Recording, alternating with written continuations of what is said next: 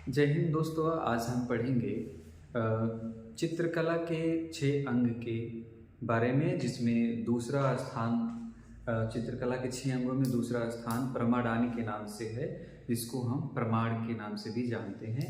प्रमाण को और भी कई नामों से जाना जाता है, जैसे यहाँ पे लिखा है प्रमाण, प्रमा, माप, नाप, संबद्धता का सिद्धांत। संबद्धता का सिद्धांत ये थोड़ा सा बड़ा नाम लग रहा है, थोड़ा सा यूनिक अलग से लग रहा है, लेकिन यहाँ समझने का प्रयास करें कि संबद्धता का सिद्धांत जो एक समान के संबंधों को बताता हो, एक समान संबंध को बतलाए, उसे ही संबद्धता का प्रमाण कहते हैं या संबद्धता का सिद्धांत कहते हैं। मान के चलिए हमने घोड़ा बनाया, तो दूसरा घोड़ा जब बनाएंगे तो उससे जो है उसका संबंध जरूर होना चाहिए, ना कि हमने एक घोड़ा बनाया हो, एक घोड़े में हमने दुकान बनाए हैं, दुकान के अलावा कुछ भी नहीं बनाया है, और दूसरा घोड़ा हम बना रहे हैं तो दुकान के अलावा हमने 2 सींग भी बना दिया। तो संबद्धता का सिद्धांत ये कहता है कि जो उसके शारीरिक लक्षण है उसमें एक समानता होनी चाहिए, इसीलिए हम उसको क्या कहते हैं, प्रमाण को संबद्धता का सिद्धांत कहते हैं। इसको तो आप जानते ही होंगे, रूप भेद प्रमाणानि भाव लावण्य योजनम सादृश्य वर्णिका भंग इति चित्र षडंगकम। एक सूक्ति है जो कि कामसूत्र की टीका जयमंगला। वैसे कामसूत्र किसकी रचना है? वात्सायन की है, और वात्सायन की कृति कामसूत्र की टीका मतलब व्याख्या किसने किया है? यशोधर पंडित ने किया है। नाम क्या है? जयमंगला नाम से किया है, और इसी जयमंगला ने ही ये सूक्ति लिखी गई। ध्यान रखना, जयमंगला में ये सूक्ति लिखी गई। ठीक है। प्रमाण का अर्थ क्या होता है? भौतिक जगत में जब रूपों का अनुपातिक एवं लक्षणिक माप तौल लिया जाता है, उसी को हम क्या कहते हैं? प्रमाण कहते हैं। मतलब है कि अनुपातिक और लक्षणिक माप तौल। जैसे आपने कोई अंधेरे में कोई चित्र बनाया हुआ है, या बहुत दूर की वस्तुएं बना रहे हैं, या दूर की कोई रूप बनाए हुए हैं। मान लीजिए किसी गाय का चित्र आपने बनाया, दूर दिख रही है, दूर की वस्तु हम स्पष्ट तो दिखा नहीं सकते हैं, तो उसको हम लक्षणिक और प्रभाव के माध्यम से ये दिखाने का प्रयास करेंगे कि वो एक गाय का चित्र है, वो एक बकरी का चित्र है, वो एक गधे का चित्र है, वो एक घोड़े का चित्र है, वो एक हाथी का चित्र है, वो एक आदमी का चित्र है। तो हम उसके लक्षण को दिखाने का प्रयास करते हैं, उसके प्रभाव को दिखाने का प्रयास करते हैं, जिसके आधार पे हम उस रूप के बारे में जान पाते हैं। इसीलिए हमने यहाँ पे लक्षणिक रखा है। तो अनुपातिक का मतलब है कि अगर हम किसी 6 फीट इंसान को अगर कॉपी में बनाएंगे, एक छोटे से पेज जो A4 साइज की होती है उस पर बनाएंगे, तो 6 फीट का इंसान कैसे बना पाएंगे? तो वहाँ पे हमें क्या करना पड़ता है, उसका अनुपात ध्यान में रखना पड़ता है कि अगर उसका जो है सिर 2 या 1 फीट के अंदर में है, या 1 फीट या 9 इंच के अंदर में है, तो हम उसको आधा कर सकते हैं, या फिर वो सेंटीमीटर में हम बना सकते हैं, उसको फीट से सेंटीमीटर में कन्वर्ट कर सकते हैं।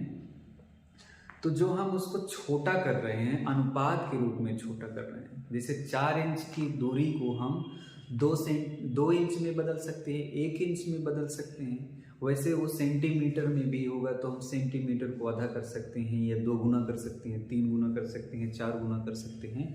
तो हम किसी भी वास्तविक आकार को छोटे से पेज यानी धरातल पर जब हम उसके अनुपात के रूप में घटाकर या बढ़ाकर कोई चित्र बनाते हैं, तो अनुपातिक प्रमाण कहलाएगा, और लक्षणिक प्रमाण भी कहलाता है जब हम उसके लक्षण को दिखाकर, उसके प्रभाव को दिखाकर रूप को बनाते हैं।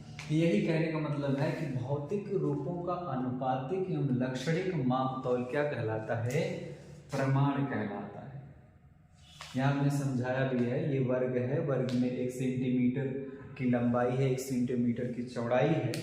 अब हम इसी चित्र को बड़ा बनाना चाहते हैं, तो अनुपातिक प्रमाण क्या कहेगा कि अगर हमने इसकी लंबाई में 2 गुना कर दिए, सेंटीमीटर 2 सेंटीमीटर हमने वृद्धि कर दी, मतलब है कि 1 का 2 गुना कर दिया, लंबाई 2 गुना हुई तो चौड़ाई भी 2 गुना हुई। तो अनुपात में तो यही होता है, अगर 1 अनुपात 1 है तो ये 2 अनुपात 2 हो सकता है, या फिर 1 अनुपात 3 है, तो अगर ये 2 गुना हुआ तो 2 हो जाएगा, ये 3 दूनी 6 हो जाएगा। इसका तो परिवर्तन इसमें हो गया, इसका परिवर्तन इसमें। तो अनुपातिक जो संबंध है उसको ध्यान में रखते हुए हम चित्र बनाते हैं, तो उसे हम जो है अनुपातिक प्रमाण या लक्षणिक प्रमाण कहते हैं। ठीक है, अब यहाँ पे हम पढ़ते हैं प्रमाण के प्रकार क्या होते हैं। प्रमाण वैसे कितने प्रकार का होता है? 4 प्रकार के प्रमाण होते हैं। पहला आता है प्रत्यक्ष प्रमाण। प्रत्यक्ष प्रमाण का मतलब होता है जिसे मॉडल पद्धति भी कहते हैं।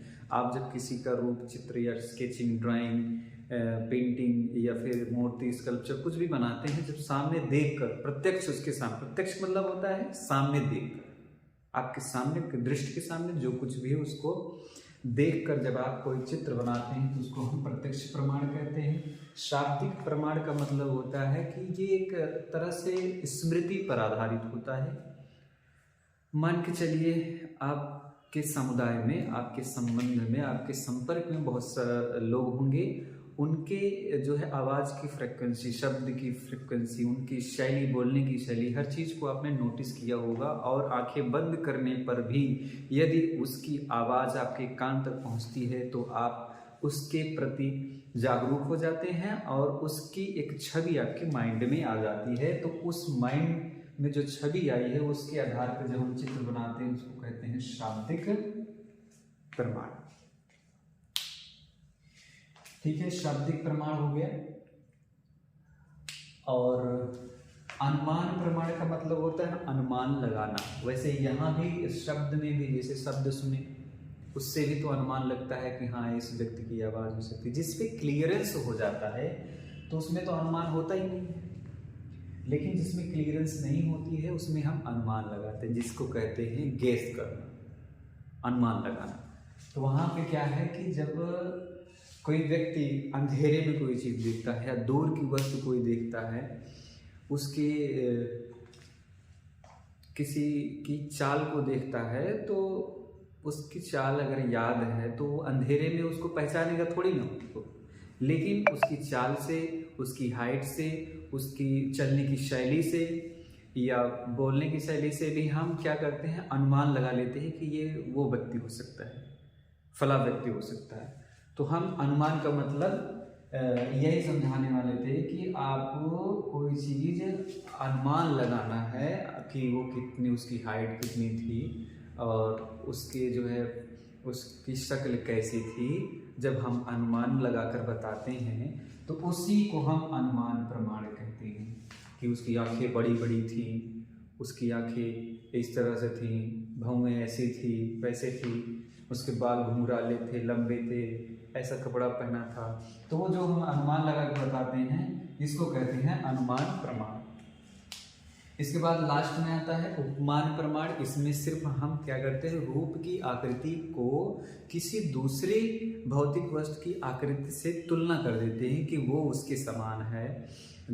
जैसे यहाँ पर मैंने बनाया हुआ है पहले से ही, ये कमल नयन मतलब है कि कमल के पत्तियों या कमल के समान जिसकी आंखें हो, कमल नयन हो गया। तो मतलब है कि कमल नयन, कमल के समान जिसकी आंखें। और ये जो है मीनाकार आंखें, मछली, मीन मतलब मछली होता है, मछली के आकार की आंखें हैं तो इस तरह से दिखती हैं। तो यहाँ पे हम उपमान ले देते हैं कि उस व्यक्ति की आंखें इस तरीके से थी, इसके समान थी, ये उसके बाल इसके समान थे, उसके जो है उसके शरीर की जो है शरीर कैसा था उसके समान था। तो यहाँ पे हम अनुमान लगाते हैं भी और उसकी उपमा भी कर देते हैं। तो यहाँ पे उपमान का मतलब यही है।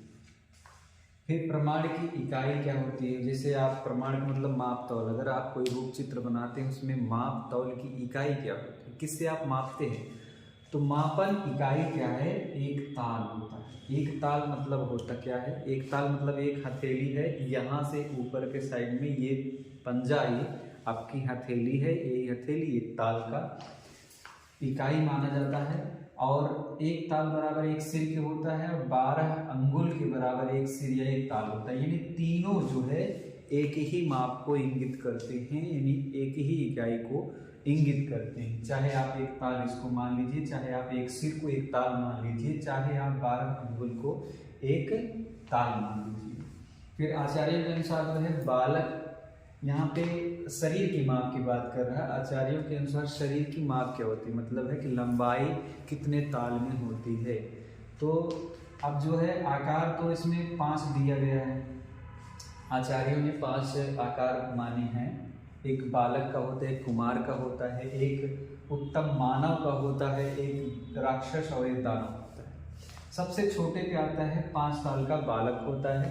फिर सबसे बड़े मानता है 16 ताल का, ये 16 ताल का होता क्या है, दानव होता है। राक्षस से बड़ा होता है, ये ध्यान में रखना है आपको, राक्षस से बड़ा होता है, ये सबसे बड़ा भी है 16 ताल का, इससे ज़्यादा कोई ताल का कोई आकार है ही नहीं। फिर आपको क्रम से याद करना हो तो बालक सबसे छोटा है 5 ताल का, कुमार या मानव 8 ताल का होता है, उत्तम मानव 9 ताल का होता है, और राक्षस 12 ताल और दानव 16 ताल का होता है। इसी की श्रेणी में जो है महिला का जो माप क्या है, महिला के शरीर की लंबाई की माप क्या है, 7.5 ताल की। माइकल एंजेलो की, जो कि फ्लोरेंस से इटली का था, बड़ा अच्छा मूर्तिकार है, चित्रकार, वास्तुकार, बहुत कृतियों में पारंगत था वो। तो उसने बताया कि पुरुष की जो माप होती है वो 8 ताल की होती है। वहीं पर सामान्य मनुष्य की औसतन लंबाई कितनी होती है, 7.5 ताल की होती है। ये जो है प्रमाण के बारे में आज हमने ये आपको छोटा सा विवरण दिया है प्रमाण के बारे में। अगली वीडियो में बनाऊंगा भाव के बारे में, जो अगली जो है चित्रकला के 6 अंक की अगली कड़ी है। तब तक के लिए धन्यवाद।